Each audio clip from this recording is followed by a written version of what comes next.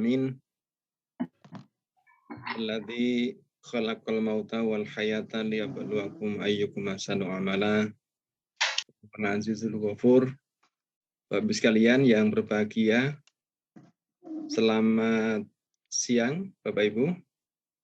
Siang, ya, salam sejahtera untuk kita semua. Bapak sekalian yang berbahagia, yang pertama kita bersyukur bisa ketemu di siang hari ini. Rencananya kami mau luring sebenarnya dengan Mas Diki, tapi sepertinya ada kendala kalau saya harus luring di kampus ya nanti, karena malam masih ada kegiatan yang cukup padat.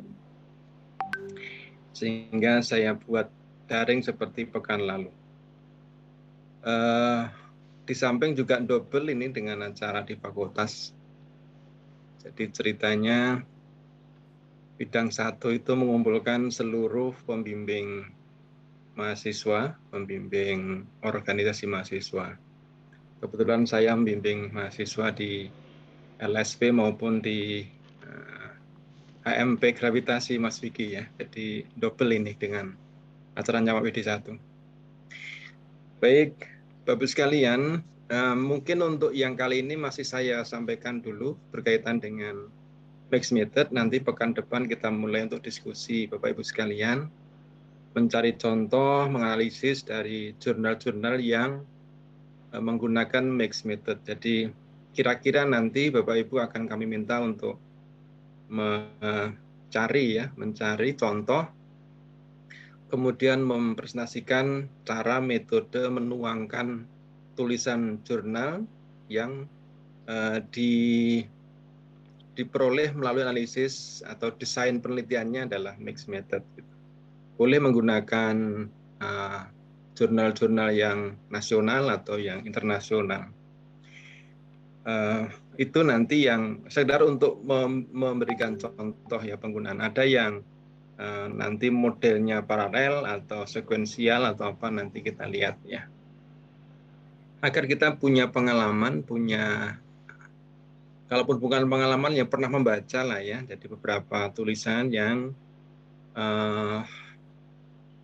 dituliskan dengan metode kuantitatif sebenarnya dia ada kualitatifnya atau sebaliknya gitu ya.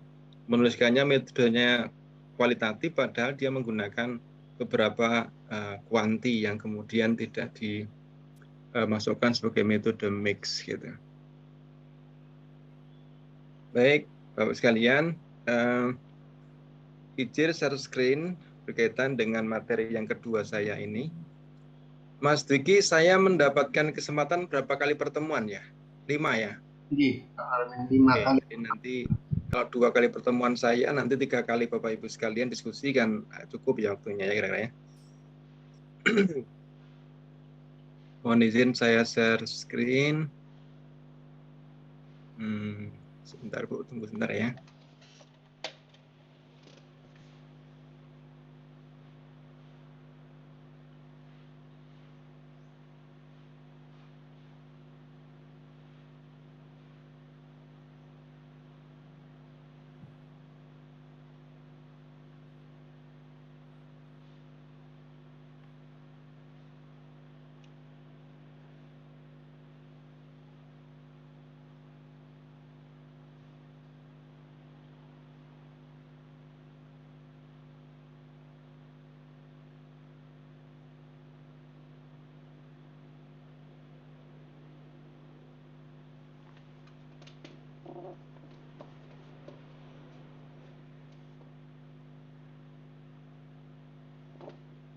Bapak Ibu, ini terusan yang kemarin.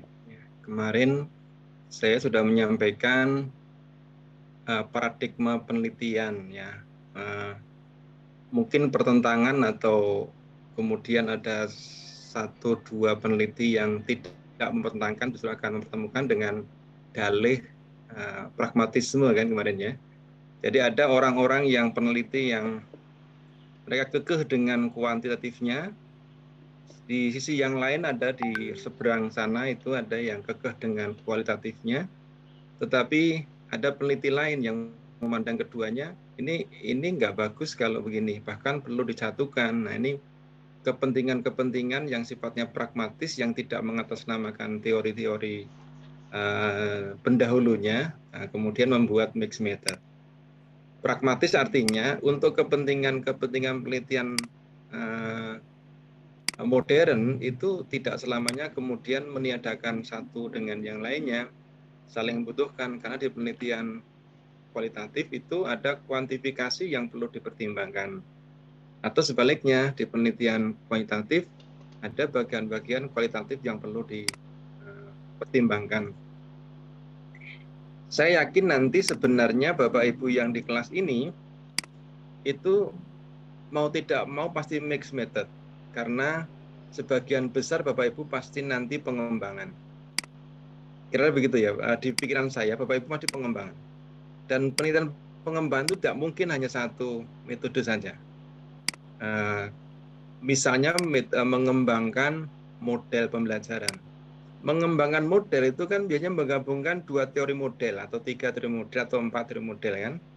Nah, menggabungkan teori itu adalah menggabungkan model itu adalah teoritik sifatnya awalnya. Dan itu sangat kualitatif gitu. Ya kan? Sangat kualitatif. Jadi kalau Bapak Ibu mengembangkan model baru berdasarkan model lama yang sudah ada, atau menyempurnakan model yang sudah ada, atau Bapak mungkin membuat model baru, tapi sepertinya belum boleh ya, karena dokter aja belum kok mengembangkan hal baru, itu biasanya belum. Kalau yang boleh mengembangkan model baru itu biasanya yang sudah expert ya, sudah para profesor yang dia sudah memang benar-benar punya banyak riset di situ ya. Paling banter kita akan mengangkat satu model tertentu yang kita anggap masih ada yang perlu disempurnakan, kemudian kita mengambil model yang lain dipadukan, kemudian mendapatkan model yang baru bagi Bapak Ibu sekalian. Nah, menggabungkan 2 model itu kan sebenarnya kualitatif ya, sangat kualitatif itu. Karena teorinya dikembangkan dulu Ibu, dicari reasoningnya, dicari alasan-alasan teoritiknya, kemudian baru dikukuhkan di bab 2 kan. Bab 3 itu kan belakangan. Nah, kemudian mencari impact positifnya itu baru kuanti. Jadi di situ sebenarnya kalau kita belajar di pendidikan IPA ini, itu menurut saya sebagian besar adalah mixed method, tidak mungkin hanya kuantitatif semata, dan itu menurut saya menyalahi sebenarnya ya.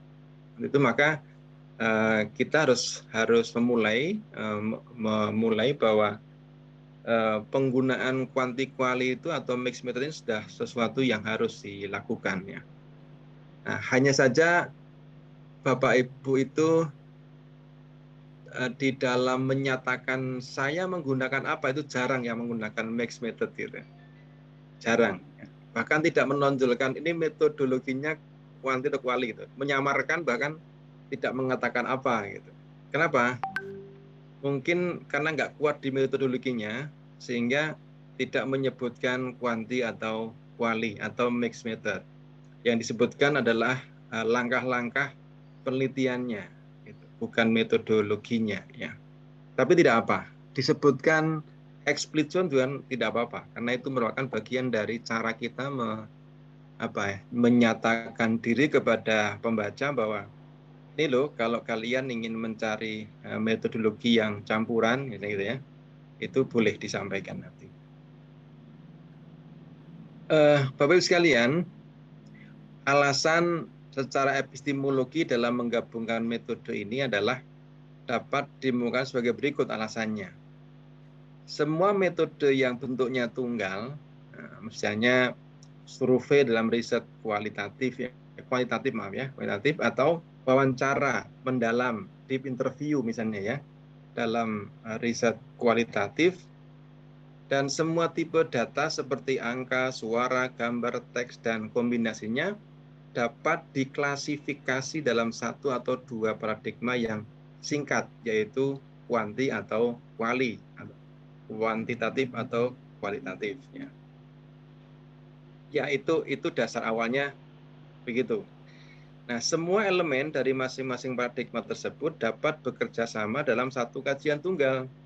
Artinya, kalau saya ingin meneliti mengapa mengapa orang-orang di pesisir pantai selatan sudah mulai was-was misalnya dengan gempa bumi misalnya. Mengapa mereka sudah mulai was-was? Itu kan satu kajian. Bisa menggunakan kualitatif, bisa menggunakan kuantitatif, gitu kan? Tapi dalam satu kajian. Nah, mengapa itu untuk mencari jawabannya secara deep interview, dia menggunakan langkah-langkah psikologi misalnya, menggunakan instrumen psikologi masyarakat. Dan ini pasti kualitatif. Ya. Tapi bisa juga kan mencari jawaban yang instan, diberikan jawaban-jawaban 1, 2, 3, 4, 5 menggunakan survei. Disebar di sak pantai selatan, seret gitu kan. Akan ketemu jawabannya kan? Oh, karena mereka merasa berada di lempeng Asiatis pada ujung selatan, misalnya gitu ya. Ketemunya itu atau yang lainnya. Nah, itu sama-sama penelitiannya tujuan untuk mencari jawaban mengapa orang-orang pantai selatan Jawa ya sekarang sedang was-was. Itu jawabannya nanti bisa beda dengan kuali dan kuanti gitu. Caranya bisa beda maksudnya. Caranya bisa beda. Mungkin jawabannya bisa sama, juga bisa beda. Nah, itu kira-kira ya, kajian tunggal dengan menggunakan kualitatif dan kuantitatif. Memungkinkan bisa begitu. Nah, kategori ketiga menggunakan pendekatan kuantitatif dan riset yang menggunakan pendekatan kualitatif diperlukan untuk kajian-kajian yang menggunakan elemen-elemen kedua penelitian tersebut. Jadi keduanya dipakai, tidak sendiri-sendiri, tetapi memang dipadukan gitu. Kalau yang nomor 2 ini kan, kalau nomor 1 masing-masing ya, masing-masing sendiri-sendiri beda. Nomor 2 itu memungkinkan untuk mengkaji satu kajian saja, tapi dengan 2 cara. Dan tidak perlu digabungkan hasilnya gitu, nggak perlu dianalisis digabungkan tidak. Nah, nomor 3 ini pragmatis. Ya, ada penelitian kuali, ada kuanti, kemudian nanti hasilnya bisa digabungkan, dianalisis bareng. Nah, yang ketiga ini bentuknya bisa macam-macam nanti gitu ya, bisa macam-macam. Nah, kemudian filsafat pragmatisme mendasari kategori ketiga ini. Yang nomor 3 tadi kan pragmatisme kan, apa istilahnya ya? Pragmatisme itu ya pragmatis, keuntungan, diambil keuntungan, yang menguntungkan yang mana gitu. Jadi kadang-kadang meniadakan idealisme. Pragmatisme itu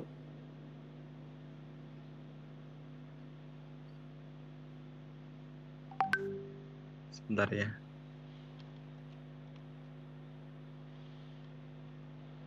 Oke. Jadi monggo Mas Herwedi. Ya. Jadi kategori yang ketiga tadi itu sifatnya pragmatisme.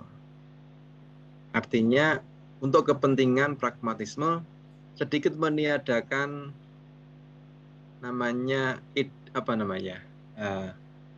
idealismenya dikorbankan gitu ya.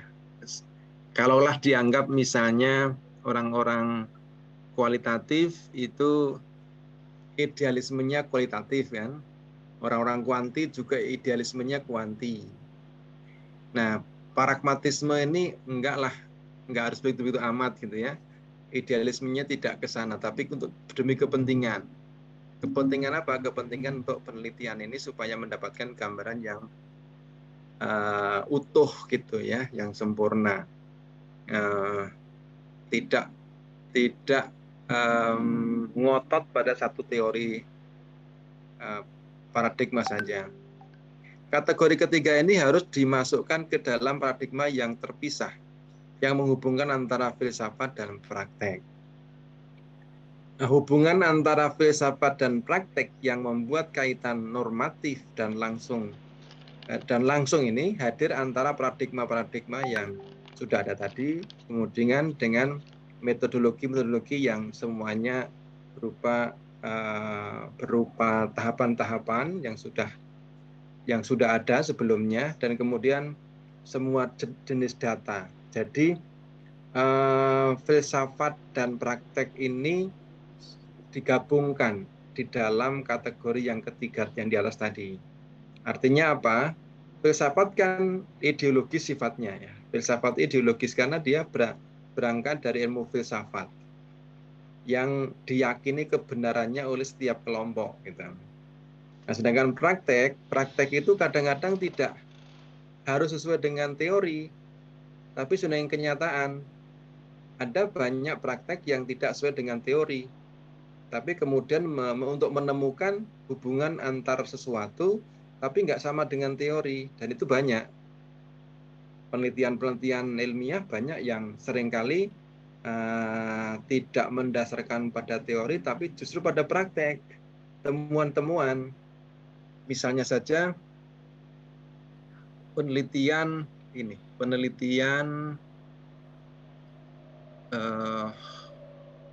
ilmiah yang sifatnya laboratoris ya.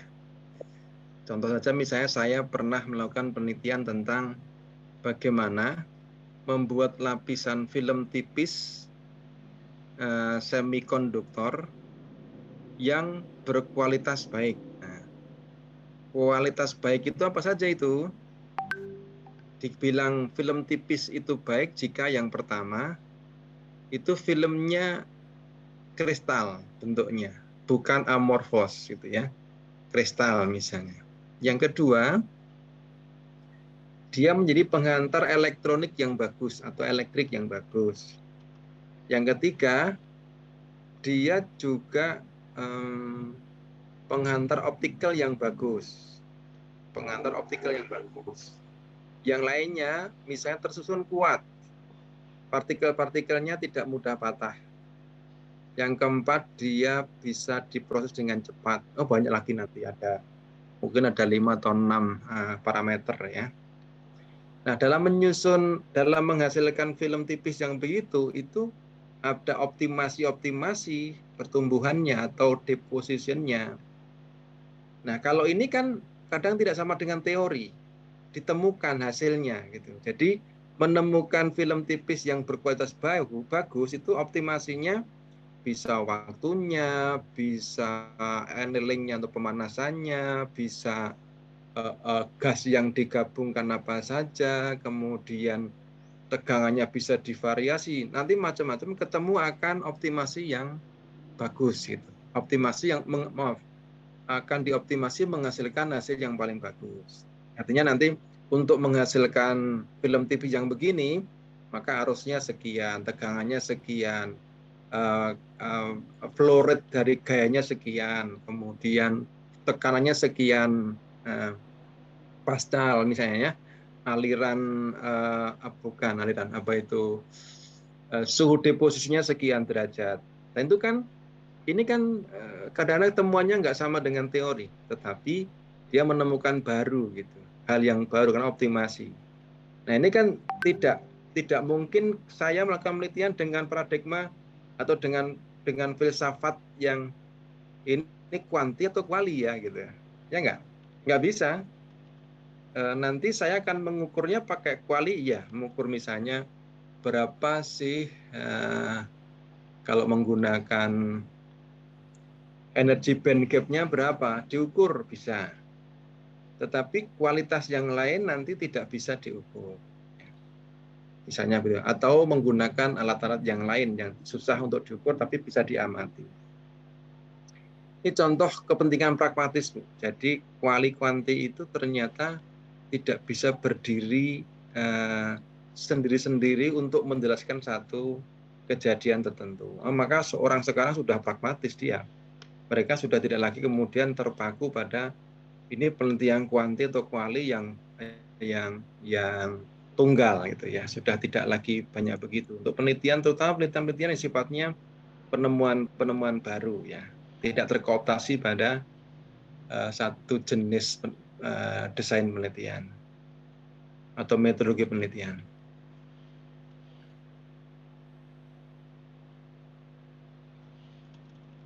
Oke.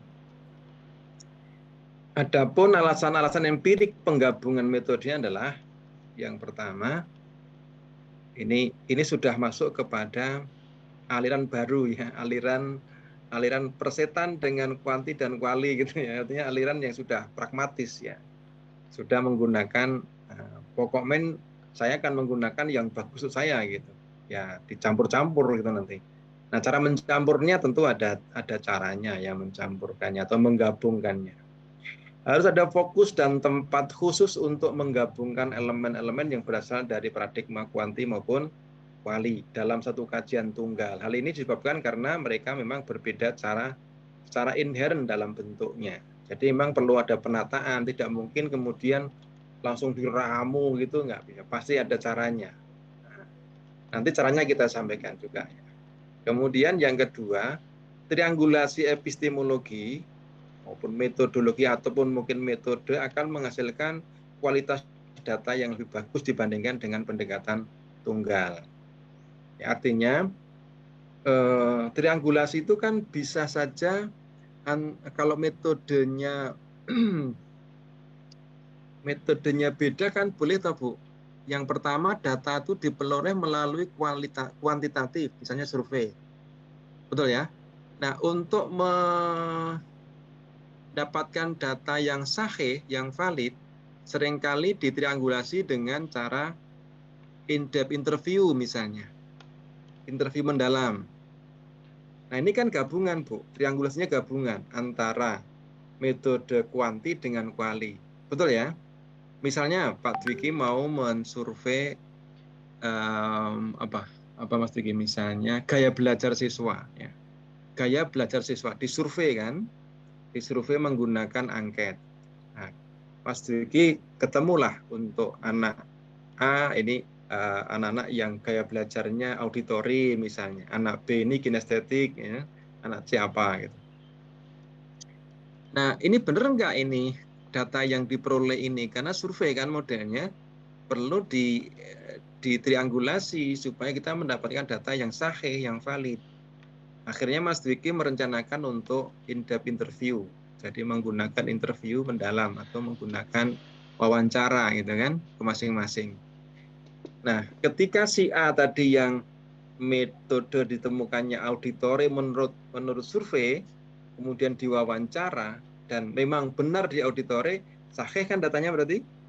Nah, yang pertama kan metode survei. Survei itu akan kuantitatif, sedangkan yang kedua tadi kualitatif karena ibu datang langsung terlibat langsung wawancara dengan si siswa gitu. Nah, ini kuanti di triangulasi dengan kuali akan mendekatkan, akan menghasilkan data yang lebih baik. Begitu maksudnya kalimat ini ya. Maksudnya adalah begitu kira-kira. Apalagi nanti bukan hanya data, tapi juga analisis. Maksudnya begitu. Ketika kita desain metodologinya kuanti dan kualitatif digabung, itu tentu akan menghasilkan analisis yang lebih matang gitu. Itu logikanya begitu maksudnya ya. Kira begitu Pak Bu ya, bisa dimaknai ya. Nah, jadi sedangkan kesahihan data saja itu perlu dikembangkan dua itu, apalagi nanti metodologi akan lebih bagus mestinya. Dengan demikian metode gabungan akan menjadi satu metode riset yang efektif. Paham ya Bu ya? Jadi maksudnya gitu. Nah, ini kepentingan pragmatisme kita. Baik. Nah, model-model mixed method gabungan menurut Hesse itu ada apa? Ada yang mendasarinya. Apa yang mendasari itu? Yang pertama ditinjau dari sisi metodenya, yang kedua ditinjau dari sisi ukuran sampelnya, dan yang ketiga ditinjau dari kedalaman dan jangkauan risetnya. Kalau jangkauannya panjang, luas, itu mesti dominannya pasti kuantitatif. Betul ya? Kalau jangkauannya mau luas, dengan kedalaman mungkin tidak terlalu dalam, itu kuanti yang dominan. Tetapi kalau misalnya kedalamannya yang benar-benar dalam menukik sampai akar masalahnya, jangkauannya tidak terlalu luas, ini yang dominan apa? Yang dominan pasti kualitatif kan? Nanti kuantinya menjadi penyerta saja, menjadi pelengkap gitu. Nah, itu adalah apa itu alasan-alasan mengapa menggabungkannya bagaimana. juga ditiru dari ukuran sampelnya sedikit atau banyak gitu kan. Kalau banyak ya kuanti pasti membutuhkan kuanti menjadi cara yang paling tepat ya untuk bisa mendapatkan data dengan sampel yang banyak misalnya. Itu pertimbangan-pertimbangan. Nah, ada dua mode desain yaitu metode gabungan paralel dan metode gabungan berurutan. Ya, berurutan pun ada dua. Nanti depan belakang mana dulu gitu kan? Mana dominan dan mana dominan. Nah, Bapak Ibu sekalian, ada tepatnya 3 lah sebenarnya ya. 3 itu artinya paralel bersama-sama baru kemudian digabung pada akhirnya. Itu yang pertama. Yang kedua itu berurutan. 1, 2, atau 2, 1. Berarti kan ada berurutannya ada 2 gitu kan. Nah, jadi totalnya ada 3 sebenarnya. Oke, yang pertama metode gabungan paralel. Ini yang nanti coba kita cari contohnya ya Bu ya. Kalau kebetulan penjenengan ketemu dengan contoh yang paralel bagus, nanti bisa kita pakai untuk referensi ketika membahas satu bagaimana paralel itu.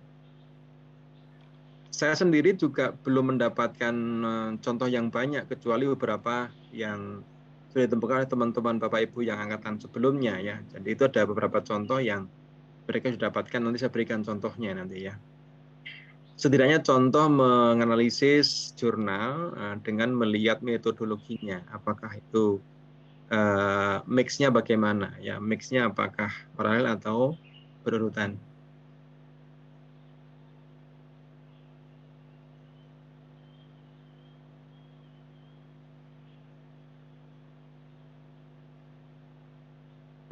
Mohon maaf, saya harus double ini karena memperhatikan apa yang disampaikan oleh ceritanya ini Satuan Tugas Pencegahan Penanganan Kekerasan Seksual, Bu Bapak.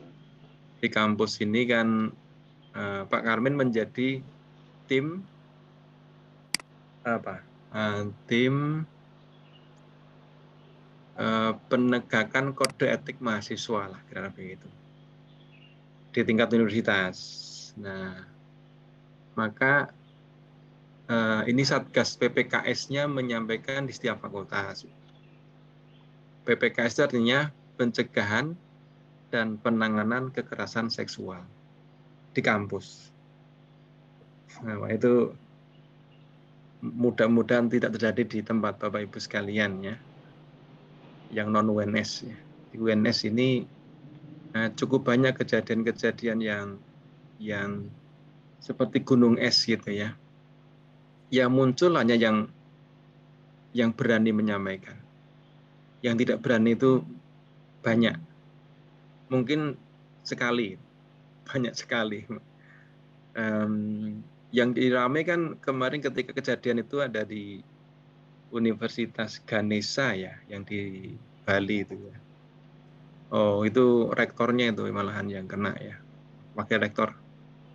Nah, kemudian di Jakarta, kemudian di perguruan tinggi di Sriwijaya ya, gitu ya, dan beberapa tempat lain lah. Di UNS juga ya, tetapi kalau di UNS kan nggak di blow up besar-besaran ya oleh media massa. Kalau yang di Bali itu kan luar biasa itu. Kalau Bapak Ibu pernah lah ikut ya, kira-kira waktunya setahun yang lalu. Setahun yang lalu, Bu, ramai banget itu. Nah, sampai-sampai kementerian itu membuat peraturan, Bu, membuat permen berkaitan dengan PPKS, gitu ya, PPKS. Ada peraturan menterinya, permennya ada. Gitu. Bagaimana kehidupan kampus diatur, mana apa saja yang termasuk di antara pelecehan seksual dan seterusnya. Kembali ke sini, itulah urusan lain ya. Cuma karena Bapak Ibu dosen kan, jadi saya beritahu sedikit ya, nanti biar berhati-hati juga dengan kondisi yang ada sekarang itu. Oke, metode gabungan yang bentuknya paralel. Paralel itu adalah bersama-sama gitu, Bu. Jadi bersama-sama, dilakukan bersama-sama antara metode kuali dan kuanti. Di gabungan paralel dilakukan menggunakan metode secara bersama-sama. yakni pendekatan kualitatif dan kuantitatif yang dilakukan dalam kajian yang terpisah tetapi dalam proyek riset yang sama. Artinya mungkin dilakukan tim A dan tim B. Tim A ini menggunakan metode kualitatif, tim B menggunakan metode kuantitatif. Gitu. Dalam proyek riset yang sama, yang tadi seperti saya sampaikan di depan tadi. Dengan komponen kualitatif diberikan peranan yang lebih dominan. Kualitatifnya lebih dominan biasanya karena kualitatif itu akan mendapatkan data lebih akurat gitu ya, lebih akurat karena dia biasanya langsung masuk ke dalam pelaku sosial ya, pelaku sosial, sumber informasi. Oke, itu desain paralel kira-kira begini Bu bentuknya Bapak Ibu. Ya. Jadi untuk menjawab pertanyaan research tentu digunakanlah metode penelitian. Metodenya masing-masing menjawab pertanyaan itu ada dua jalan ada dua cara, yaitu dengan cara kuanti dan kuali yang masing-masing bergerak sendiri sampai data ketemu dianalisis, sampai analisisnya ketemu. Baik dianalisis melalui kuanti maupun melalui kualitatif. Baru kemudian masing-masing hasil analisis itu menjadi temuan riset gitu. Nah nanti di sini ada tugas lagi di menemukan antara analisis data kuali dan kuanti itu diramu menjadi sebuah kesimpulan temuan riset. Di situ ada metodologi lagi, metode menggabungkan hasil riset kuali dan kuanti ya. Nah, disitulah nanti tempat orang untuk menerjemahkan maksudnya apa. Ini kalau kualinya begini, kuantinya begini, ini maknanya apa untuk pertanyaan pertama misalnya. Pertanyaan kedua dan seterusnya gitu. Nah, ini menjadi menarik sebenarnya kalau kita bisa melakukan demikian. Nah, ini dalam rangka untuk konfrontatif hasil, artinya kalau caranya apa ya, hakim itu dalam menentukan perkara kan menggunakan banyak data ya, data dari macam-macam itu. Nah kemudian yang berikutnya adalah metode gabungan seri atau sekuensial namanya ya. Sekuensial itu berurutan. Dalam pendekatan metode gabungan berurutan sebagaimana disebutkan terakhir terbagi atas dua macam, yakni segi metode mana yang paling dominan. Artinya jika pendekatan kualitatif yang digunakan lebih dominan, maka metode kuantitatifnya yang menjadi subordinat saja. Dan ini sebenarnya terjadi pada penelitian pengembangan. Karena dominannya mestinya kualitatif, Bu, Ibu sekalian. Jadi jangan salah loh Bapak Ibu yang mengembangkan model ya, model pengembangan itu sebenarnya coba Mas Deki atau Bapak Ibu yang lain ya mengamati kerangka besar mulai dari mendefinisikan ya enggak sampai jadawa itu kan banyak kualitatifnya sebenarnya. Hanya karena yang buat kita orang-orang kuanti itu malah dominan kuantitatifnya gitu ketika menjelaskan tentang hasil risetnya. Padahal Bapak Ibu, saya terus terang ya, kalau membimbing teman-teman S3 pengembangan itu saya pasti pelototi di bab 2-nya akhir. Bab 2 akhir itu sebenarnya disitulah secara teoritik itu apa yang Ibu usulkan tuh nalar nggak, logis nggak gitu.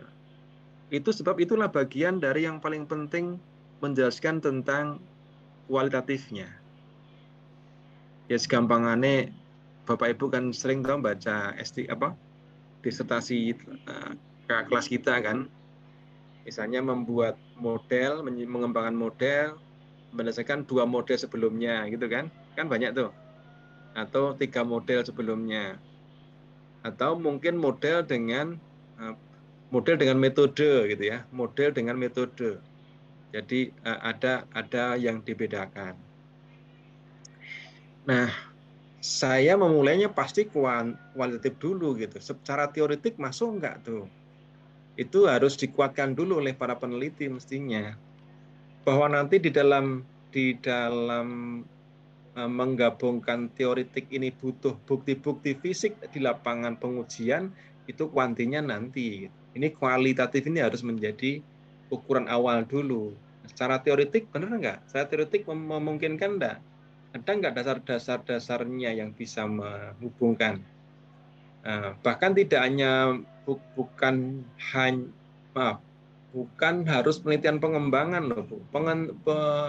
Ya pengembangan lah ya. Hanya bukan harus pengembangan model. S2 saja Mas Diki ya Mas. Mas Diki, Mas siapa? Yang di sini Mas Heru Edi dan Mas Friendly ya. Kalau Mas Noris saya nggak tahu dulu pengembangan atau bukan S2-nya. Saya juga pengembangan, Pak. Pengembangan juga ya, agak sama juga. Pengembangan. Pengembangan apa? Media atau modul atau apa, Mas Noris? Media, Pak. Media, oke. Semua pengembangan ya. Mas Randy itu pengembangan instrumen ya, Mas Randy ya? Saya modul, Pak Karmin. Pengembangan modul elektronik. Pengembangan modul elektronik, Pak. Modul ya, modul elektronik. Oke, modul elektronik. Ya, itu di penelitian penjenengan semua kan sebenarnya masih saya tuntut pola keterkaitan teoretiknya bagaimana, gitu kan mesti ya. Itu saya dengan Prof. Vida itu selalu nut itu pola keterkaitan itu teori Mas Vicky. Itu nggak ada hubungan dengan kuantitatif, nggak bisa. Itu adalah pola keterkaitan antara model yang Bapak Ibu buat dengan tujuan akhirnya itu ada pola keterkaitan. Itu yang S2 ya, yang S2. Yang S3 nanti itu pengembangan model, itu harus lebih kuat lagi itu karena model. Pengembangan model dari dua model yang terpisah menjadi satu model jadikan satu. Nah, itu menjadi satu hal yang harus dikuatkan di teori nanti. Logisnya bagaimana? Kemudian ada syarat-syaratnya kan, pengembangan model itu ada syarat-syaratnya nanti. Itu yang kemudian diminta di awal di bab 2. Kalau di bab 2 akhir kerangka berpikir itu kuat, baru bolehlah ayo kita ke bab 3 gitu. Bagi saya begitu. Jadi metodologi nanti kan. Nah, bagaimana mendukung bab 2 akhir di kerangka berpikir itu dengan metodologi yang pas ya. Menurut saya ya kuantitatif itu menjadi sangat bagus ya. Ya monggo Pak Noris silakan. Itu adalah yang perlu kita pahami ya. Jadi tidak semua bermakna kuantitatif, padahal dia kualitatif. Demikian pula yang kedua, yaitu jika pendekatan kuantitatifnya lebih dominan, maka yang menjadi subordinat adalah pendekatan kualitatif. Ingin mencari penjelasan tentang data yang bisa yang apa? Kemarin saya bilang yang outliers ya, yang berbeda dengan yang lain. Kok bisa ya? Nah, baru dicari penguatnya di kualitatif. Gitu. Komponen yang menjadi subordinat digunakan sebagai sarana membantu untuk menguji gagasan-gagasan yang ada di penelitian itu, menafsirkan temuan-temuan yang dihasilkan oleh komponen utamanya. Jadi subordinat itu menafsirkan bagian-bagian yang menjadi atau diminta mendapatkan penjelasan mengapa ini bisa begini, mengapa itu bisa begitu, itu menggunakan metode yang subordinat. Apakah itu kuanti atau kuali? Gitu. Contoh misalnya Bapak Ibu ingin mendeskripsikan apa kemarin Mas Fendi ya, Mas Fendi misalnya ingin mendeskripsikan atau mau menganalisis kemampuan berpikir kritis misalnya. Kreatif. Ya, kritis dan kreatif misalnya ya. Nah, kalau ingin mendeskripsikan itu dan istilahnya menganalisisnya apa itu? Salah satu jurnal kita apa Mas Friend di judulnya ya? bukan menganalisis, apa istilahnya?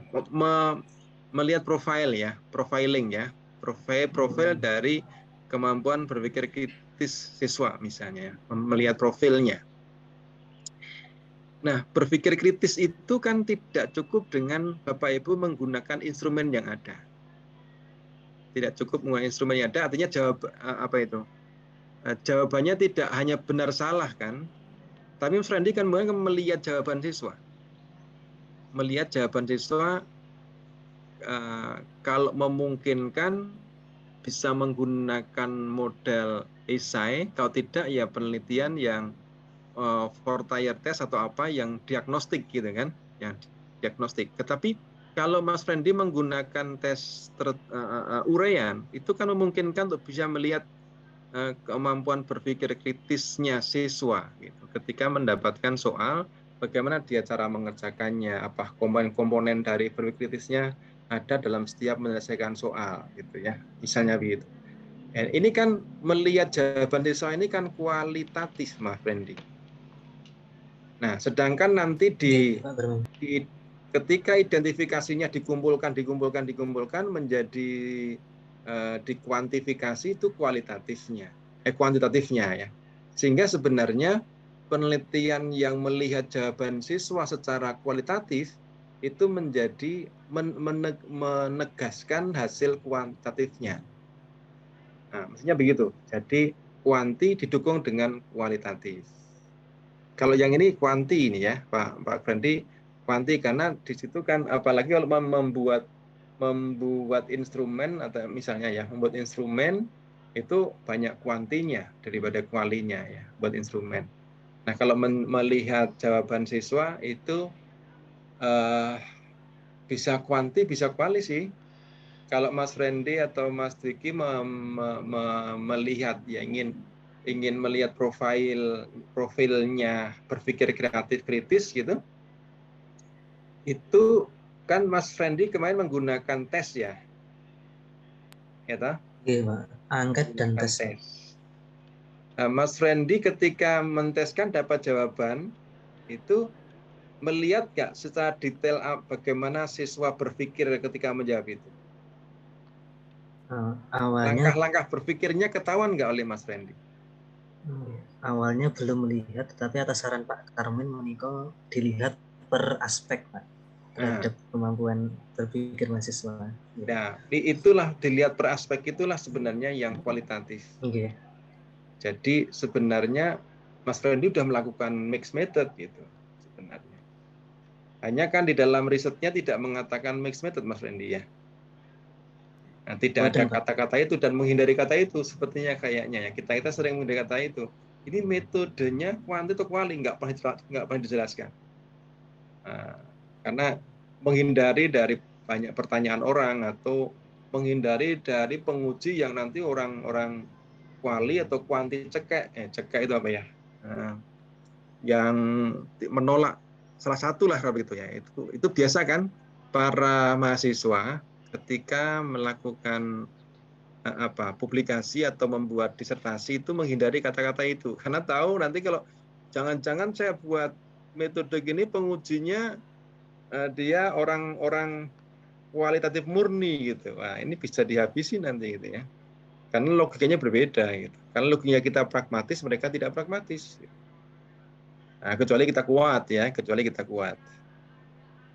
Makanya sering orang menghindari itu, Bu, menghindari metodologinya kuanti atau kuali gitu. Menghindari kok nek pengujinya itu mendapati yang berbeda itu gimana ya gitu. Oke. Tapi biasanya Bu jangan khawatir ya, penguji eksternal itu biasanya dipertimbangkan oleh pembimbing dan sudah satu arah dengan pembimbing. Katakanlah misalnya Bapak Ibu ini nanti katakanlah misalnya kuantitatif murni gitu ya penelitiannya dibimbing oleh Prof. Sulis misalnya aja. Prof. Sulis itu tentu ketika saudara ingin ujian sebenarnya hasil bahkan sejak awal ya itu penguji eksternal kalau dilibatkan itu sampai ujian akhir nanti mestinya Prof. Sulis sudah memberikan pertimbangan yang ini loh, yang pas buat kamu, ini loh gitu. Ini sudah ada banyak pertimbangan. Karena kalau seperti di Australia itu tidak pakai pengujian eksternal yang begitu. Jadi di Australia nggak ada ujian, Bu, S3 di sana itu. Begitu disertasi selesai. Disertasi itu akan disebar ke semua orang yang menurut apa itu fakulti itu expert di bidang itu. Nanti kira-kira 3-4 bulan baru ada feedback. Selesai, udah nanti disidangkan, sidangnya oleh fakulti. Ini lulus, sudah selesai gitu aja. Ini tidak lulus karena banyak ini. Jadi orang ujian barang di Inggris atau terutama Australia, di Australia itu dia nggak pakai ujian disertasi, Bu. Jadi kalau Ibu pengen S3 dan tidak pakai ujian itu datanglah ke Australia, nggak pakai ujian itu pasti. Nah ya gue tiba-tiba disertasi gagal gitu, kan berarti repot malah ya.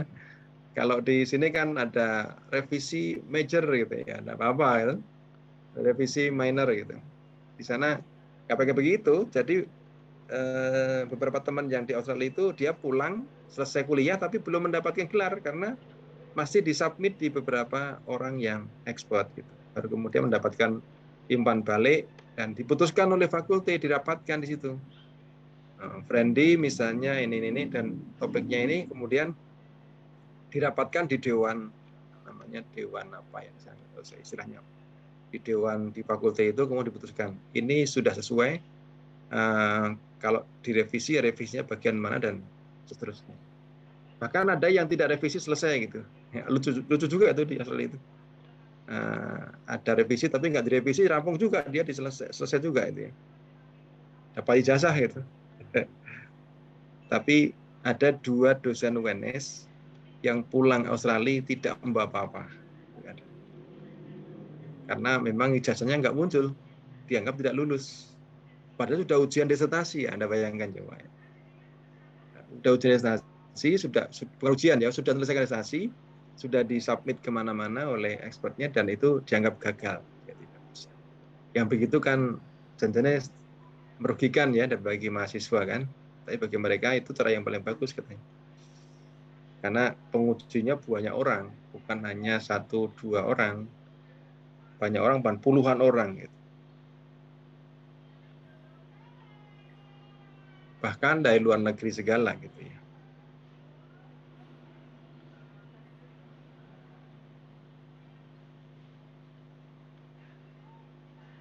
Merekam teman wanita mandi di kampus loh, Bu, ada itu ya. Saya membaca diganjar 10 bulan penjara. Nah, teknik itu kemarin saya ikut sidangnya. Jadi, ini rotok runcut ceritanya gitu ya. Biar tahu ya Bu ya ceritanya ya. Jadi menarik juga, jangan-jangan Ibu juga terlibat di dalam mengurusi bidang ini ya. Ada anak teknik itu laki-laki. Nah, kemudian punya pacar perempuan lah pasti ya. Perempuan. Nah, karena kos perempuan ini tidak boleh laki-laki masuk, maka laki-lakinya itu datang ke kos perempuan ini berpakaian perempuan, pakai kerudung lagi. Gitu. Nekat toh. Ampuh ini cinta mati ini. Direwangi begitu ya, direwangi dia datang di kos-kosan perempuan, dia pakai kerudung, pakai gitu Bu, Pak, untuk melepaskan diri dari pantauan orang. Oke. Nah, sesampainya di kamar atau di kos-kosannya perempuan pacarnya ini mengetahui teman kos sampingnya itu ke kamar mandi. Mungkin kos-kos perempuan kan ya tidak pakaian rapat-rapat kan, udah perempuannya gitu kan. Nah, si perempuan gadungan ini tertarik gitu. Cetot nanti. Itu kemudian tertarik untuk menghindari belakang gitu. Nah, ikut di kamar mandi sebelahnya. Di kamar mandi sebelahnya itu kemudian dia merekam merekam temennya tadi itu yang kamar mandi itu perempuan itu. Nah, merekamnya adalah konangan gitu, konangan dengan temannya ini. Bapak bisa bayangkan itu ya, kejadian berheboh ya. Nah, kemudian itu anak UNS semua itu, UNS semua, laki perempuannya gitu. Nah, itu kode etiknya kami yang mensidangkan, tapi pelecehan seksualnya yang di sana sepertinya ada gitu, walaupun sebenarnya tidak sampai melecehkannya ya ketika merekam orang di kamar mandi itu kan, namanya melecehkan. Tapi kode etiknya yang kami sidangkan. Waktu itu saya menjadi bagian dari komite kode etik mahasiswa. Saya masuk di timnya itu. Nah, yang begitu banyak itulah agak disampaikan oleh Mas Budi di FKIP. Oke. Nah, pada model seri berurutan yang pertama komponen kuantitatif membantu menafsirkan temuan kualitatif untuk misalnya menguji aspek-aspek teori yang muncul secara mendadak ketika riset dijalankan. Jadi tiba-tiba memerlukan teori ini gimana ya kok harus begini gitu. Nah, membutuhkan itu maka dilakukanlah ada tambahan untuk menafsirkan ya temuan-temuan kualitatifnya. Jadi pertama komponen kualitatif membantu menafsirkan temuan kualitatifnya. Jadi ada beberapa hal yang perlu dijelaskan secara kuantitatif misalnya ya dalam penelitian kualitatifnya. Membuat generalisasi temuan-temuan kualitatif ke dalam sampel yang berbeda. Ya, jadi misalnya begini Bu, ada hasil kuali gitu ya, kualinya banyak. Oke, nah supaya apakah ini berlaku umum kok datanya seperti mirip-mirip, maka dilakukan generalisasi dengan kuantitatif untuk menggambarkan kualitatifnya. Supaya bisa berlaku umum. Nah, itu temuan kualitatif bisa digeneralisasi dengan kuantitatif. Ya, itu makanya kalau orang menguji skripsi atau tesis atau disertasi yang bentuknya kualitatif ditanya apakah ini berlaku umum. Nah, jawabannya ya tidak, kalau cuma satu. Tapi ketika ada puluhan data yang sama, hasilnya sama, maka peluang untuk jadikan di generalisasi bisa memungkinkan. Walaupun hasil dari kualitatif. Paham ya? Misalnya ada Mas Friendly 1, Friendly sampai Friendly 10 ya. Gitu. Menemukan hal yang sama. Friendly 1, 2, 3 sampai 10 itu orangnya beda Mas Friendly ya. Itu menemukan hasil kualitatifnya mirip-mirip sama. Nah, kemudian ingin apakah ini memungkinkan untuk bisa dinalisasi? Ya, buktinya sama kok di Wonogiri ya, di mana? Di Purwodadi misalnya. Di sini kok Pak sama ya, kasusnya sama. Nah, kemudian baru diperhitungkan dengan kuantifikasinya. Ternyata bisa dan sama itu terjadi di mana-mana. Membuat generalisasi. Yang ketiga melakukan validasi seperangkat butir-butir survei tertentu. Ya, tadi saya sampaikan ya. Ketika membuat butir soal atau butir survei atau butir instrumen itu biasanya membutuhkan validasi menggunakan kuantitatif dari kualitatif.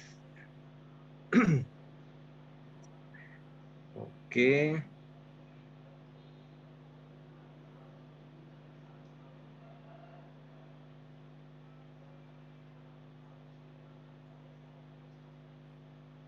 Ini contoh metode gabungan, bukan contoh ya.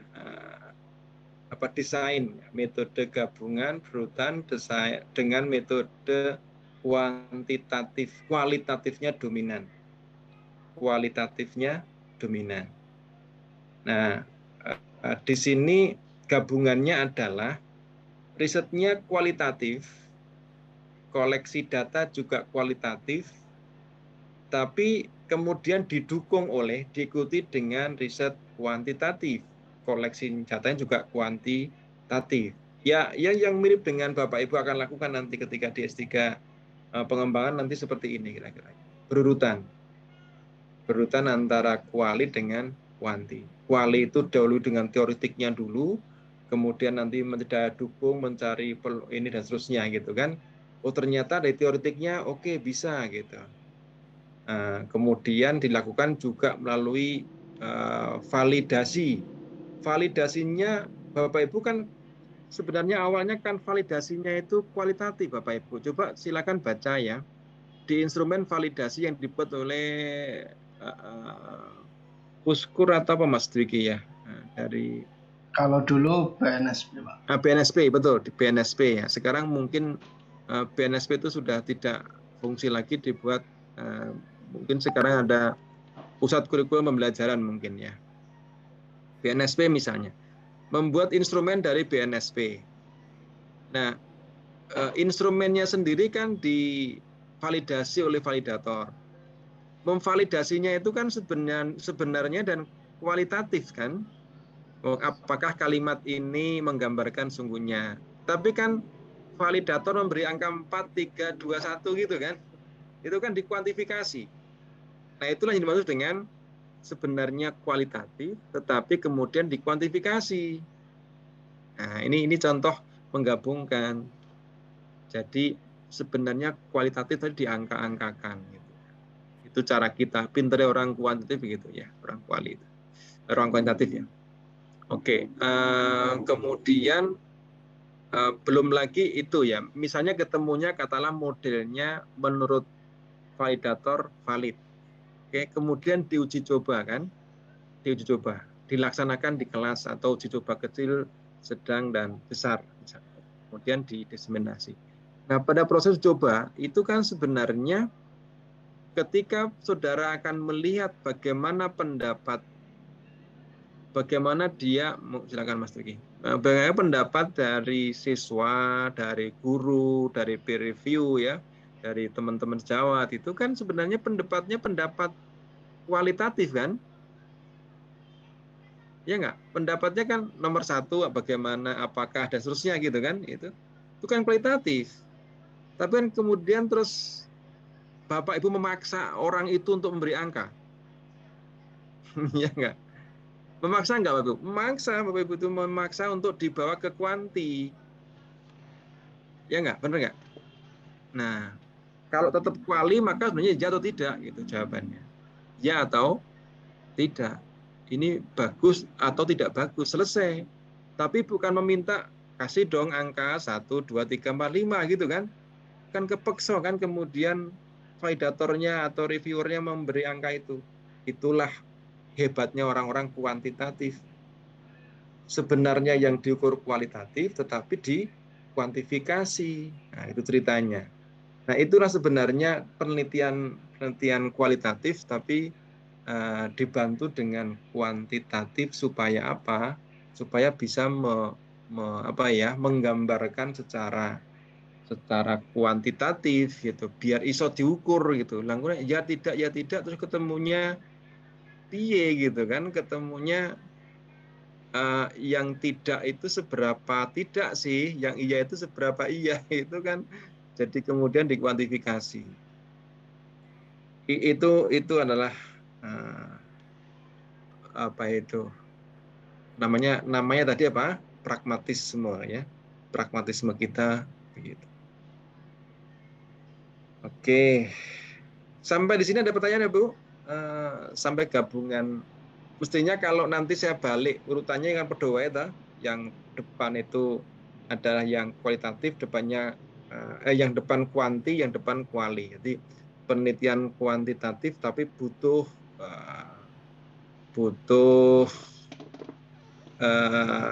interview yang mendalam misalnya. Kayak Mas Friendly misalnya butuh kualitatifnya, sebenarnya kuanti tapi butuh kualitatif gitu misalnya ya. Ada pertanyaan Bapak Ibu? Atau jelas semua ya? Jelas nanti kan cepat kuliahnya. Gitu. Saya tidak menyiapkan banyak slide di sini, hanya 13 slide saja. Mas Randy tersenyum-senyum, coba cepat pulang 13 ya. Oke. Kemudian selanjutnya pada model yang kedua,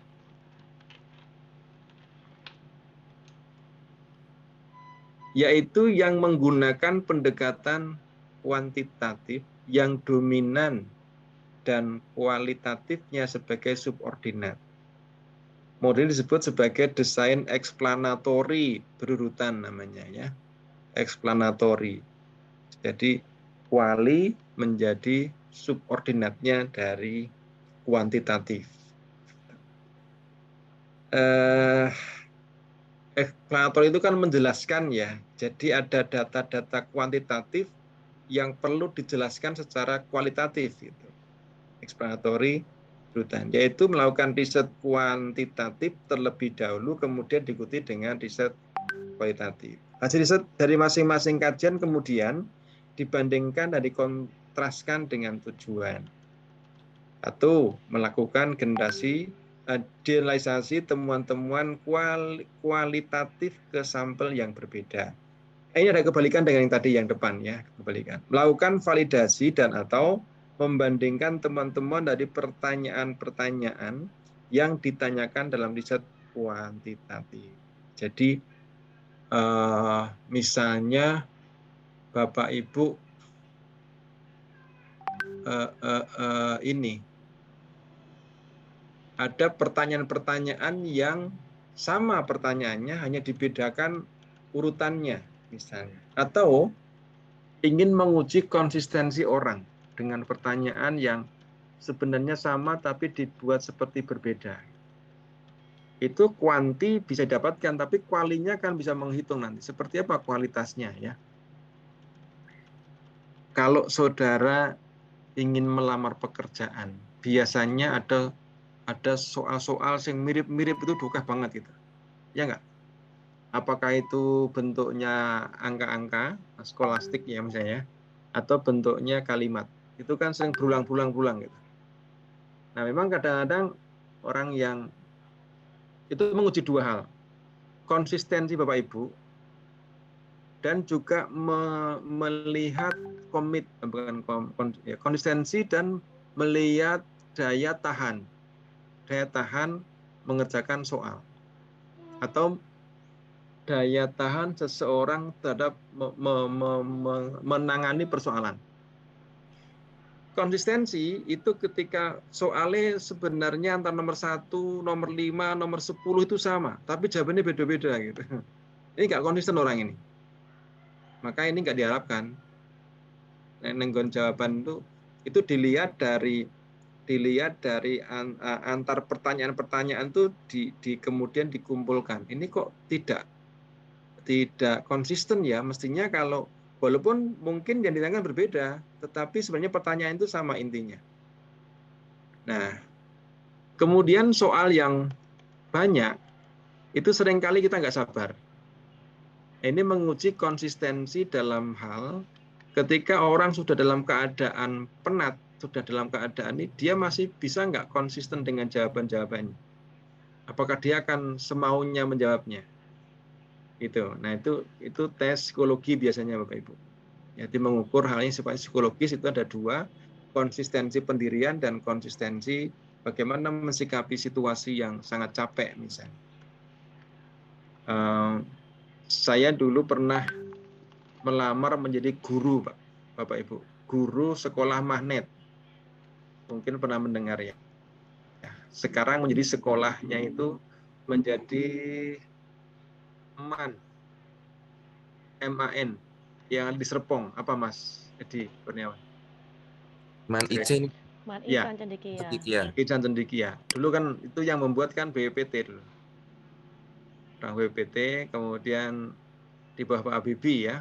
Dulu merekrut guru-guru se-Indonesia itu. Fisika diambil 3. Dan saya termasuk di situ sebenarnya. Tinggal ujian kesehatan aja di Jalan Sudirman di Jakarta ya. Itu tesnya berpuluh-puluh hari Mas Heru itu. Pagi sampai sore itu melihat konsistensi. Anda bayangkan karena yang tes kan banyak, diambil 3 yang tes itu di atas 700-an orang ya se-Indonesia. Diambil 3 orang saja.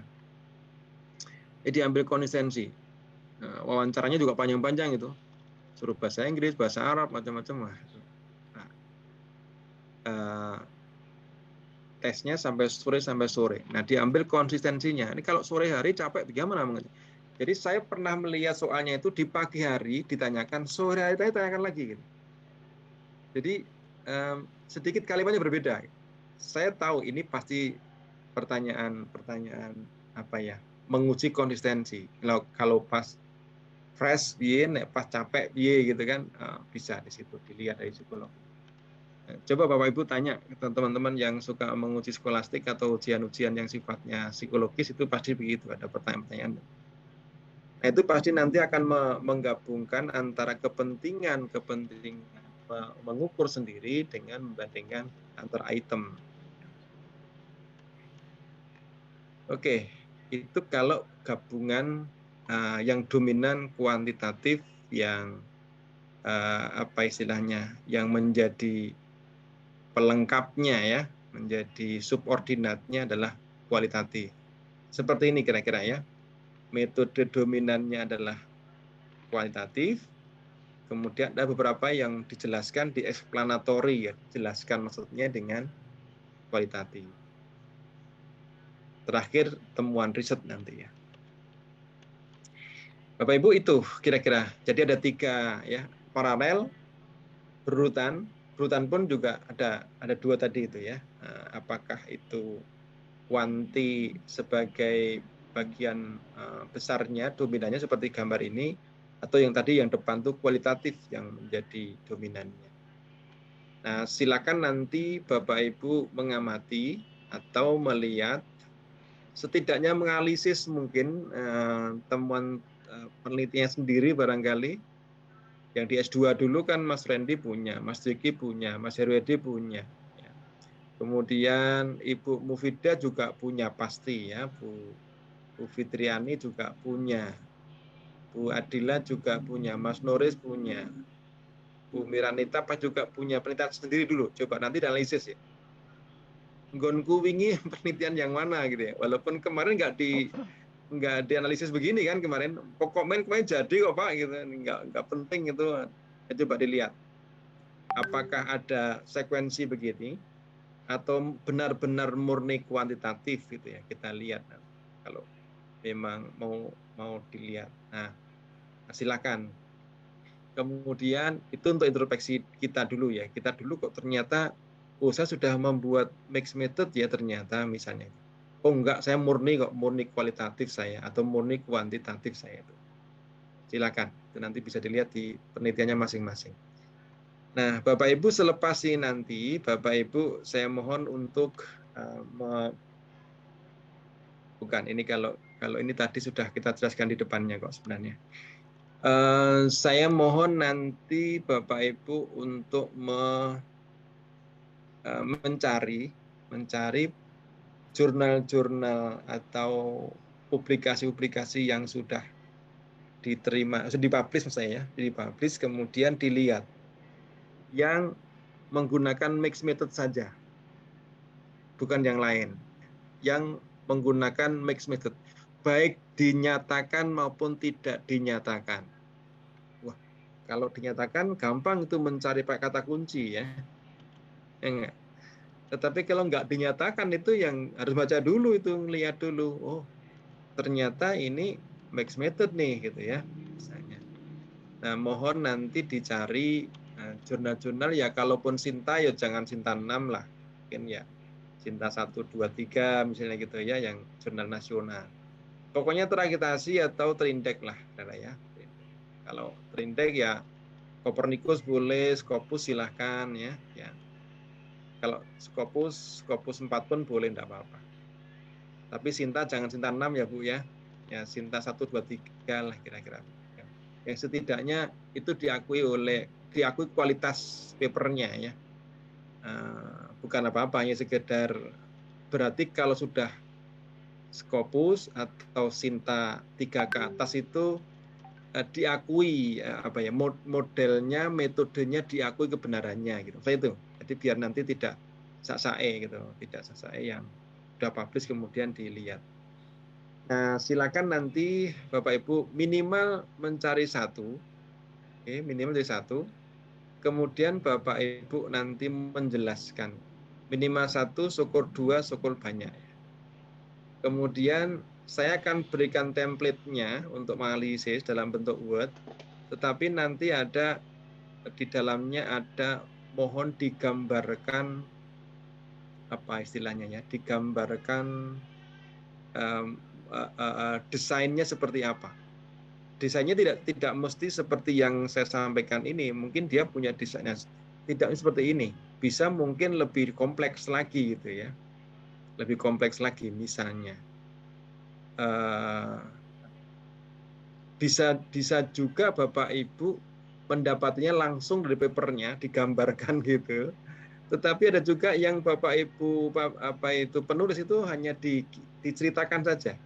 Diceritakan metodenya ini itu dan seterusnya gitu. Nah, kemudian Ibu coba gambarkan biar teman-teman atau saya tahu nanti sebenarnya bagaimana urutan atau gabungan dari metode-metode di dalam penelitian itu. Nah, itu nanti bisa kita diskusikan di sini. Harapan kita nggak apa-apa, harapan kita bukan macam-macam, hanya sebagai sebagai alternatif Bapak Ibu sekalian nanti ketika tahu rumah besarnya gitu kan nanti gampang kita ikuti ya pola-pola yang dilakukan oleh teman-teman terdahulu gitu. Jadi tidak sekedar mengikuti tapi tahu pola pikirnya. Pola pikir besarnya begini, oh ternyata ini sebenarnya penelitiannya kerangkanya begini ya. Kemudian masing-masing pos dilakukan analisis tertentu yang membuat nanti analisis akhirnya lebih komplit kira-kira begitu. Nah, begitu Bapak Ibu sekalian, adakah pertanyaan sampai di sini? Izin bertanya Pak Karmin. Ye. Ini Mufidah Pak Karmin. Dan saya hanya ingin mengkonfirmasi beberapa hal. Apakah penelitian kualitatif dan kuantitatif sebagai triangulasi itu berarti bentuknya menggunakan yang metode paralel ini, Pak? Ataukah yang berurutan itu juga bisa digunakan sebagai triangulasi? Begitu Pak Karmin. Ya, kalau paralel itu mentriangulasi hasil penelitian. Tapi kalau metode sekuensial itu bisa digunakan untuk mentriangulasi data atau simpulan-simpulan antara, artinya simpulan kecil. Jadi kalau ingin mendapatkan data yang sahih, ini triangulasinya ada di dalam urutannya, di dalam. Tapi kalau penelitian dua paralel begini, maka nanti triangulasinya hasil penelitian di bawah. Jadi bukan pada datanya, tapi pada hasil analisisnya. Gitu ya. Jadi triangulasinya bukan pada data, tapi triangulasinya pada hasil penelitian. Oh, berarti membantu membuat kesimpulan yang sahih, mengatakan gitu, Pak? Betul, membantu membuat kesimpulan yang sahih. Tapi kalau berurutan itu bisa juga memang dilakukan urutan atau memang itu bagian dari triangulasi juga boleh kan untuk mentriangulasi data yang sahih. Bukan hasil analisis yang sahih. Tapi data yang sahih. Itu Bu Mufidah kira-kira. Matur nuwun Pak Karmin. Ya, kebayang ya kira-kira ya, kebayang ya. Terbayang. Terbayang ongele. Ya, ada lagi Bapak Ibu? Oke, coba saya. Pak Karmin izin menjawab telepon nih Pak. Pripun? Izin menjawab telepon dari Pak. Oh, oke, monggo. Ya, ya.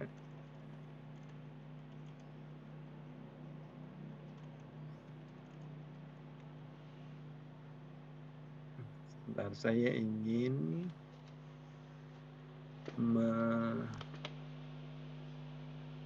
share template ya.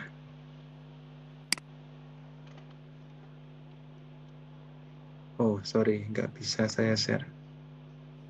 Saya matikan dulu. Sebentar,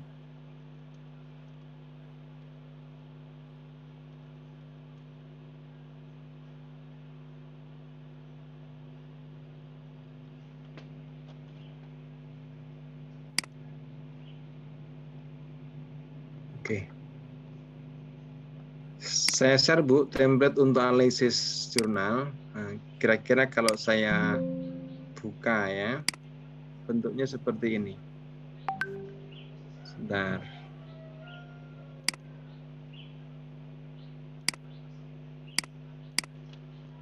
Silakan boleh dibuka masing-masing kalau sudah di-download.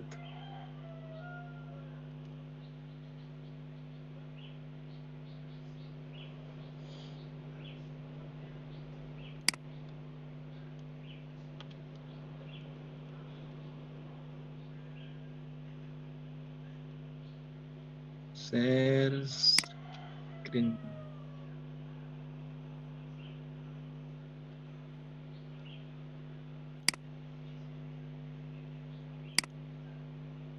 Ini ya Bu.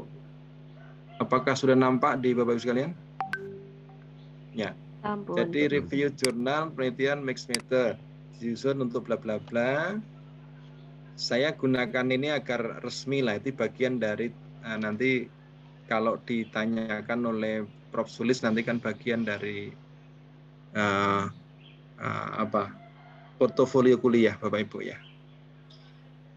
Judul artikelnya apa jelas ya, nama jurnalnya apa, beda antara judul dengan nama jurnal ya, tahu ya.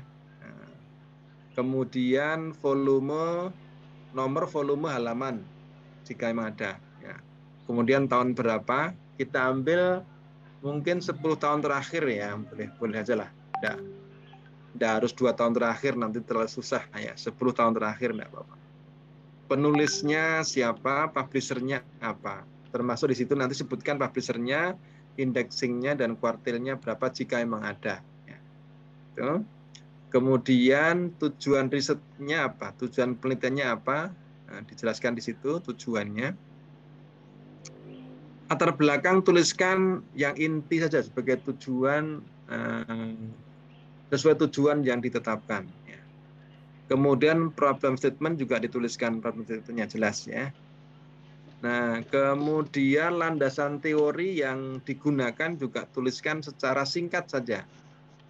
Loh Pak, kalau misalnya itu pengembangan kan teorinya banyak, ya nanti dijelaskan yang misalnya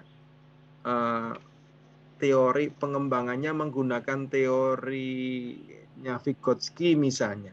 Di bagian mana itu? Cukup misalnya teori Vygotsky bagian scaffolding misalnya. Nah, untuk apa scaffolding itu? Untuk ini nih, misalnya untuk melihat peran sosial di dalam pembelajaran misalnya. Bapak Ibu tahu ya scaffolding ya, teorinya Vygotsky ya. Scaffolding itu teori, scaffolding itu menuntun ya, menuntun siswa untuk mencapai jawabannya atau mencapai kompetensinya itu menuntun. Kalau orang bangunan scaffolding itu ya lah Bu, besi-besi ditata munggahan kan lah. Itu scaffolding namanya. Mas Nulis tahu ya. Besi-besi tangga-tangga itu yang ditata naik itu namanya scaffolding dalam bahasa teknik sipilnya. Nah, dalam bahasa pendidikannya scaffolding itu adalah tuntunan atau guiding gitu ya, guide yang diberikan oleh kanan kirinya, bisa gurunya, bisa teman sejawatnya, bisa teman-teman yang lebih yang lebih duluan mencapai kompetensi. Itu namanya scaffolding. Itu teorinya Vygotsky misalnya disebutkan aja begitu ya, singkat-singkat saja di teorinya. Kemudian metode. Nah, metode ini tuliskan metode dan desain model analisis yang digunakan. Perlu kiranya dibuat bagan agar mudah dipahami. Nah, ini yang bagan ini nanti misalkan diberikan bagannya supaya mudah dipahami ya. Subjek atau partisipan penelitiannya jelaskan di sini. Sampaikan siapa dia, misalnya penelitiannya melibatkan 1.200 siswa se-Jawa Tengah misalnya. Nah, ini contoh aja kok ya. Melibatkan 272 guru di Kota Surakarta misalnya. Kan boleh-boleh aja kan begitu. Jadi untuk menggambarkan apa? Menggambarkan ini sebenarnya menggabungkan yang mana antara keluasan sampel ya atau kedalaman penelitian. Kalau misalnya subjek penelitian atau partisipannya hanya orang-orang yang tinggal di gang sebelah timur RRI misalnya, oh itu kan sangat sempit ya. Mas Herwedi ngerti mungkin wetan RRI apa. Itu kan sangat sempit. Berarti dia dominannya adalah kualitatif gitu kan. Nah, menggambarkan itu sebenarnya. Subjek ini menggambarkan kira-kira ini penelitian apa yang dominan. Kan kelihatan nanti di sini ya. Seperti tadi saya sampaikan. Langkah penelitian. Nah, ini menggambarkan proses penelitiannya. Bagaimana metode mengumpulkan datanya, termasuk instrumen dan validasi instrumennya, jika ada ya. Nah, ini tuliskan teknik pengambilan data, termasuk instrumen, instrumennya apa saja, dan validasi instrumennya jika ada. Tapi sok-sok itu ya peneliti kadang-kadang tidak mencantumkan validasi instrumennya, kadang-kadang, tapi ada yang komplit ya. Mestinya disampaikan validasi dan reliabilitas dari instrumen itu disebutkan walaupun tidak ditunjukkan data lengkapnya. Biasanya tunjukkan kalau reliable ya menggunakan alpha Cronbach misalnya berapa-berapa gitu kan. Itu ditunjukkan, disampaikan. Kemudian analisis datanya bagaimana? Tuliskan tag essay data baik kuanti maupun kualitatif. Nah, ini juga begitu. Ini nanti ini kan sesuai dengan metode ya. Analisis. Kalau metodenya kan banyak. Metodenya itu ada mulai dari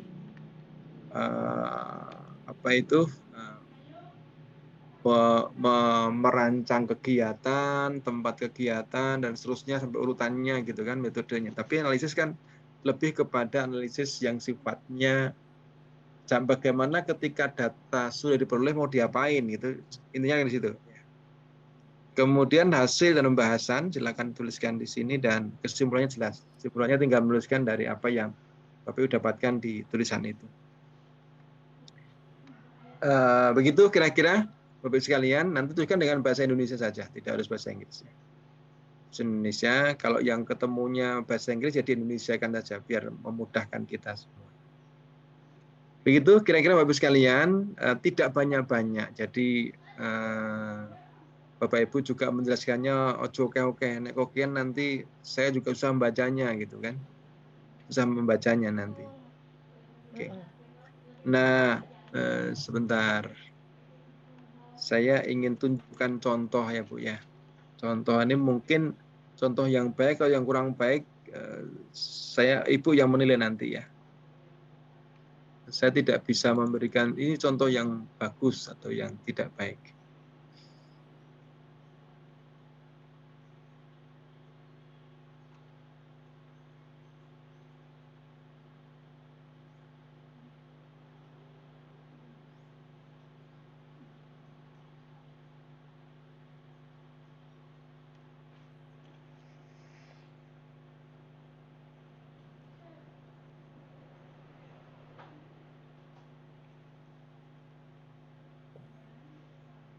Tadi sudah saya lihat itu sebentar ya.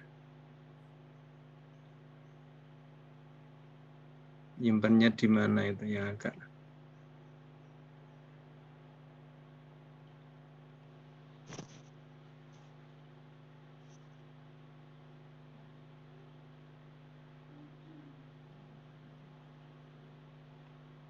Kalau nggak salah punya Pak Sabar. Ada yang Pak Sabar ya?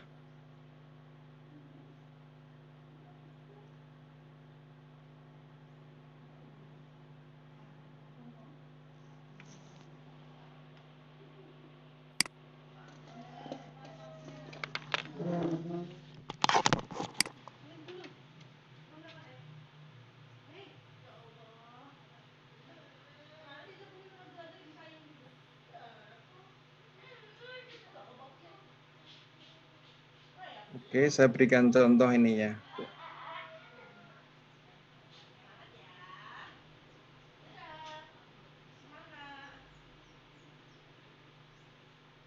Ya, ini jurnal Sinta ya, Sinta. Analisis strategi thinking maps dalam pembelajaran inquiry terbimbing terhadap kemampuan berpikir kritis. Nah, ini di jurnalnya, jurnal pendidikan, teori, penelitian, dan pengembangan yang ada di UM Malang ya, UM Malang. Ini tahun 2017 terbitnya. Nah, contohnya begini, contohnya aja ya, contohnya. Latar belakangnya terlalu banyak ini sebenarnya. Saya pengen yang singkat-singkat saja. Gitu. Landasan teorinya, berpikir kritis siapa, begitu aja ya. Kemudian literatur tentang keterampilan berpikir thinking map-nya siapa, gitu. Tapi ini terlalu panjang juga ini Pak Sabar. Pak Sabar itu dosen IPA UNJ, Pak, Bapak Ibu. Dosen IPA UNJ. Ya. Kemudian menggunakan mixed method ya, secara eksplisit ya. Kemudian subjek penelitiannya adalah terhadap 32 siswa kelas 12 SMK Negeri Rembang. Berarti dia tidak banyak-banyak mahasiswanya. Subjeknya atau partisipannya. Artinya apakah dia bisa dijelaskan atau tidak, tentu bisa dilihat nanti di hasilnya. Kemudian langkah penelitiannya dituliskan panjang lebar. Metode pengumpulan datanya, ada data kuantitatif, ada data kualitatif. Nah, data kuanti adalah melalui pemberian pretest dan posttest berupa soal yang dikembangkan untuk menguji kemampuan berpikir kritis siswa. Data kualinya adalah data diperoleh melalui pemberian lembar kerja thinking map pada setiap pertemuan atau setiap subtopik materi. Thinking map-nya. Jadi ini adalah kualitatifnya sebagai bagian untuk hasil melihat nanti pretest postnya. Pretest postnya itu akan disumbangkan oleh bagian mana di thinking map-nya. Gitu, kira begitu, mencari hubungannya. Itu kemudian analisis kuantitatifnya menggunakan apa saja di sini disebutkan. Ya. Menggunakan n-gain, pakai efek size-nya gitu. Kemudian analisis kualitatifnya dia menggunakan keterkaitan antara dimensi pengetahuan thinking maps dengan kemampuan berpikir kritis, dilakukan analisis pada data post-test kemampuan berpikir kritis melalui pengkodean yang merujuk pada kualitas kemampuan berpikir kritis Valencia Community College. Nah, ini dia sudah menggunakan cara menganalisis yang dibuat oleh Valencia Community College gitu. Nah, ini sudah menggunakan cara tertentu ya. Hasil kerja siswa membuat thinking maps dinilai dengan rubrik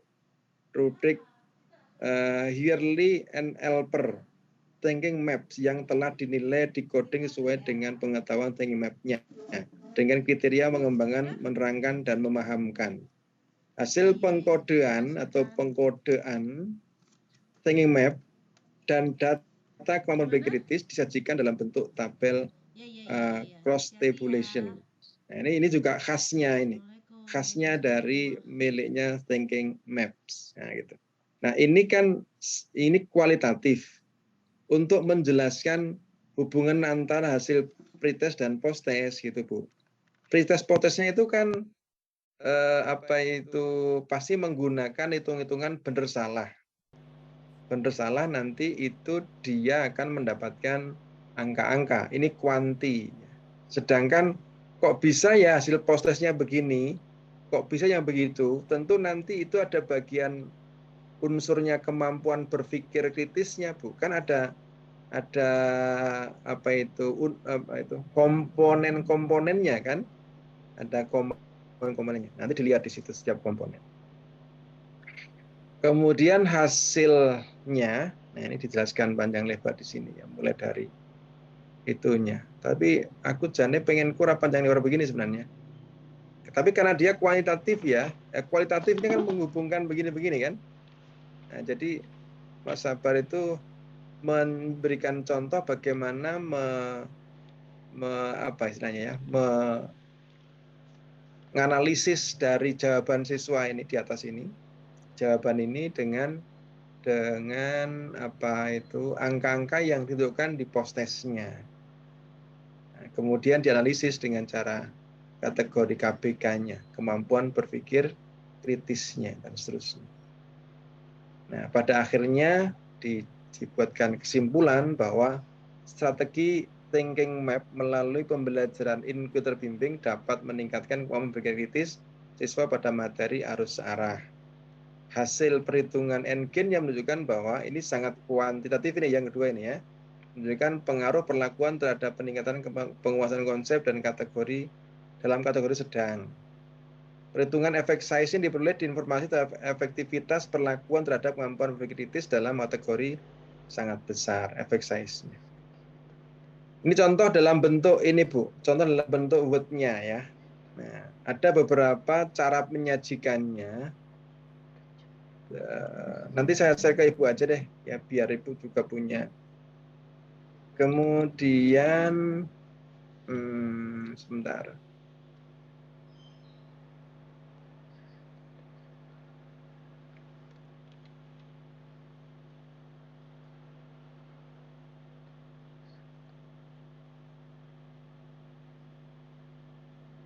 Itu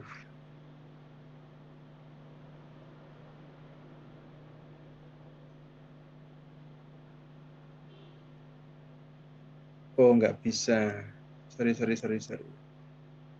Dia harus pakai basic.